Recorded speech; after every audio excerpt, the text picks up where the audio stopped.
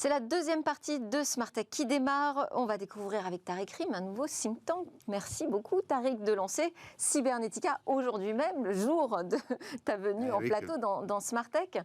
Alors, tu nous dis que Cybernetica, c'est une réflexion sur cette nouvelle direction qu'on prend vers une nouvelle ère post-Internet. Qu'est-ce que tu appelles une ère post-Internet ? Alors, c'est cybernetica.fr, il faut le préciser, parce que c'est un site que je suis en train de lancer qui est à la fois un point personnel, c'est-à-dire que ça fait maintenant 40 ans que j'ai commencé ma première connexion sur le réseau et j'ai appris beaucoup de choses, j'ai vu beaucoup de choses.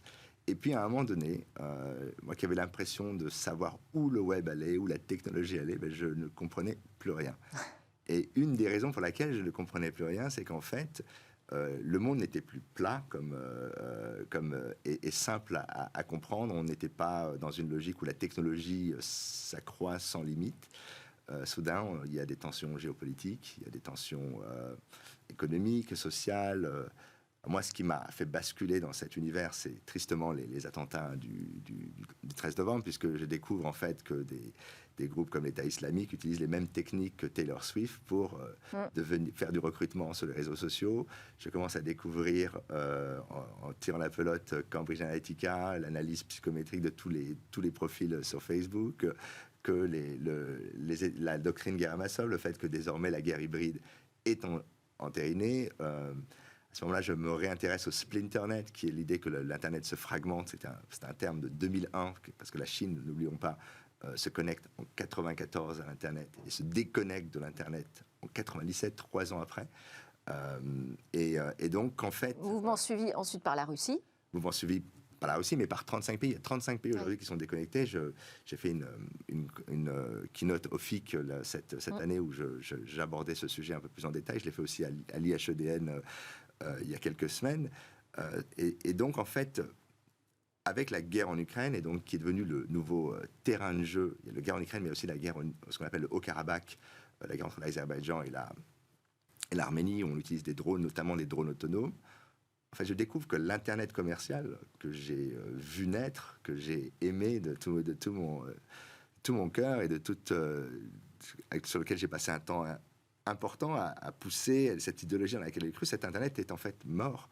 Il est décédé, il est maintenant fragmenté, il est militarisé. C'est-à-dire l'Internet de tous les jours est un Internet sur lequel les technologies militaires sont utilisées, que ce soit pour la bataille des réseaux sociaux ou la bataille tout simplement comme on le voit en ce moment en Ukraine. Et que nous ne sommes pas prêts mentalement. On l'a vu avec le Covid. Le Covid a réorganisé la géopolitique, mais a aussi réorganisé le commerce avec la question de la souveraineté numérique, qui est une question que je défends depuis aussi une vingtaine d'années. Avec codesouverain.fr, par exemple. Exactement, mais avec tous les projets, tout ce qu'on a fait, les alertes pour le gouvernement quand j'étais au Conseil national du numérique, je me suis rendu compte en fait que à un moment donné, il fallait définir cet état de fait, définir en fait cette nouvelle réalité du monde. Il y a les taux d'intérêt qui sont désormais très élevés, ce qui fait que le financement de la technologie va coûter beaucoup plus cher.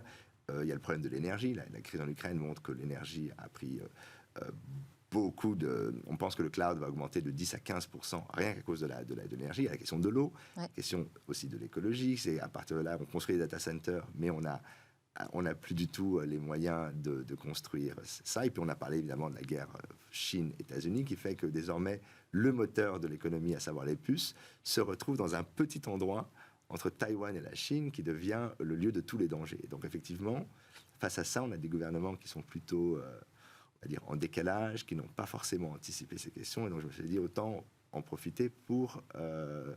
réfléchir, alors pas tout seul, avec un petit groupe de gens que j'ai soigneusement contactés, avec lesquels j'aime bien réfléchir, et définir quelles peuvent être les stratégies, quels peuvent être les scénarios dans cette nouvelle réalité de l'Internet.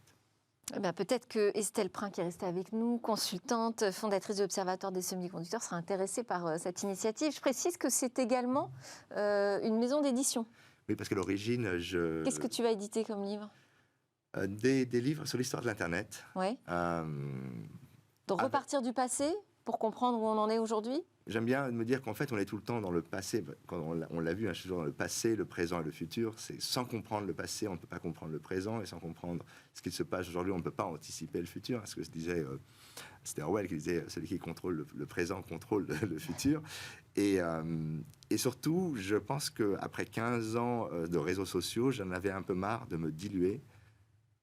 On publie tous les jours, tous ensemble, des choses sur les réseaux sociaux. Et le lendemain, on ne sait même plus ce qu'on a dit. On a une somme de connaissances comme ça qu'on a diluées. Et l'année dernière, j'avais commencé à faire une newsletter. J'adorais ça.